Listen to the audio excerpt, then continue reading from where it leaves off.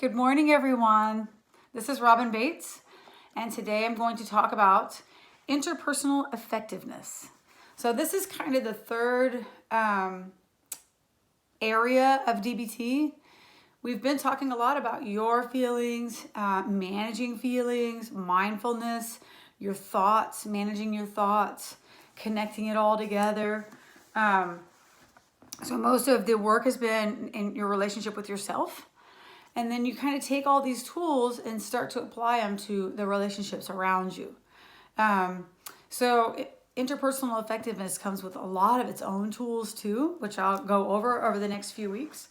And it's really about just a whole array of things, like how do you manage a conflict? How do you get what you want? Like you need to advocate for something, maybe from an authority figure. How do you say no? How do you set boundaries? How do you maintain a healthy relationship or start a positive relationship?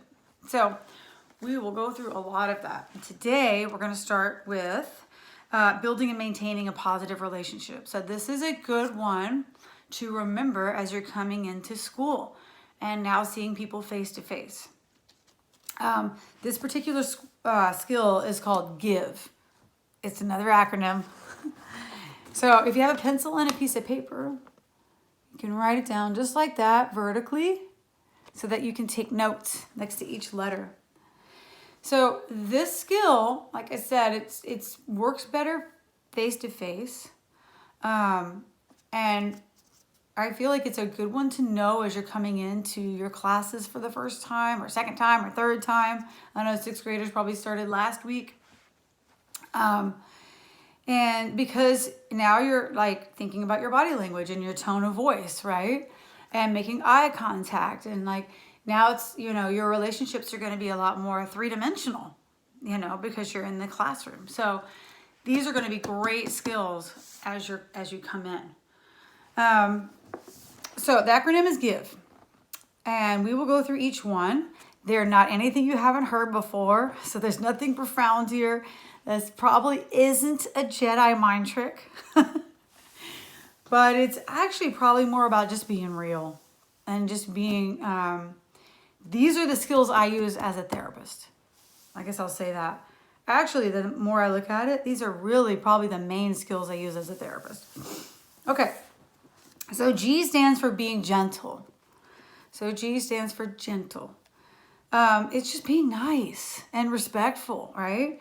So don't attack or use threats or make judgments, even if you are trying to resolve a conflict. If you leave the judgments and the attacks out of it and you are respectful, you're more likely to resolve that conflict. You come at it in a respectful way. You're aware of your tone of voice.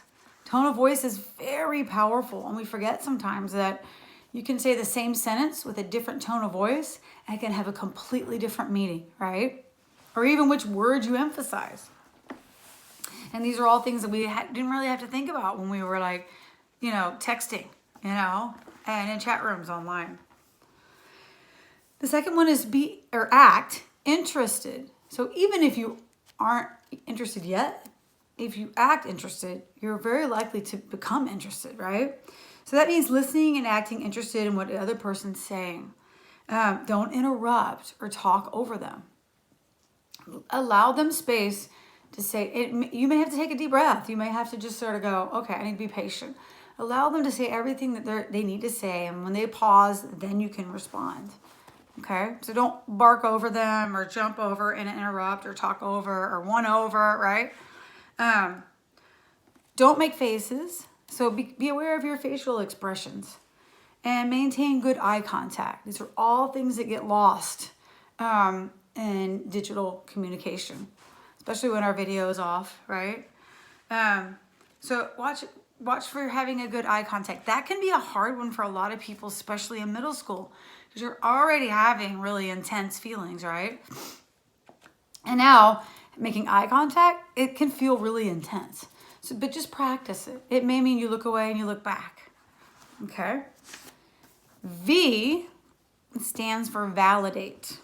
So, show that you're that you understand the other person's feelings or opinions. Be non-judgmental out loud. So this is probably the one I use. This is probably my biggest tool as a counselor, and it's probably what people need the most. So basically, if my friend came up and said, "Oh man, I overslept this morning, and then I was late to work, and my boss had to talk to me," right? I would allow them to talk through the whole thing, tell me the story, and then I would say something. I would validate by saying something like, "Oh wow, I know how you feel. Oh my gosh," or "That must have been really tough." So I'm taking in, and then I'm validating how they're feeling. So you can say, "I realize this is really hard. You know, this must have been a really hard day for you." Or let's say you're approaching someone to ask them for something. You could say something like, "I know you're really busy," right? That's validating that they're busy. It means you're paying attention to them, you know? Or, "That must have felt really tough," you know? Or, "That must have been so amazing to win at your game," right? So you're just validating their feelings. And the fourth one, E, is called easy manner. This sounds kind of weird, but it's very important. So use humor where it's appropriate. Use non-threatening body language. And so that's another thing that's probably hasn't been practiced a lot online, right? So we've been out for a long time. So watch how your body moves. You know, if you tilt your head a little bit, you're showing, "Hey, I'm listening and I'm not trying to be threatening," right? Don't approach someone really close. Pay attention to where your body is next to theirs. All kinds of things like bowing up your shoulders, making sure you make eye contact. So just being aware of your body when they're talking to you and using non-threatening body language. And then leave your attitude at the door, especially when you come into school. Leave your attitude there and come in without an attitude.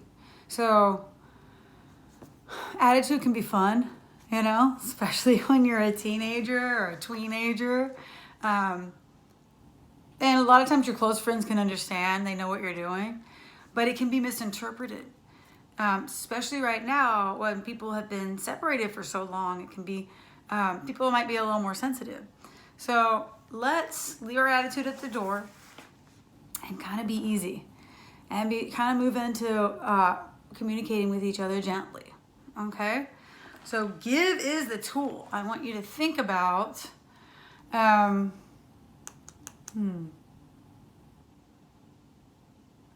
how you could use this tool this week. So it could be just simple, like, well, yeah, when I see my friend that I haven't seen in a long time, or when I say hi to the teacher, you know, or when my mom wakes me up in the morning, you know, or my dad wakes me up in the morning. So think about a situation that you could use this. Maybe you're in a conflict and you have to, you know, you're going to talk to a friend. Give is a great tool. And that's it. So have a wonderful week. I will see you all soon. And I will be posting another video next week. Bye.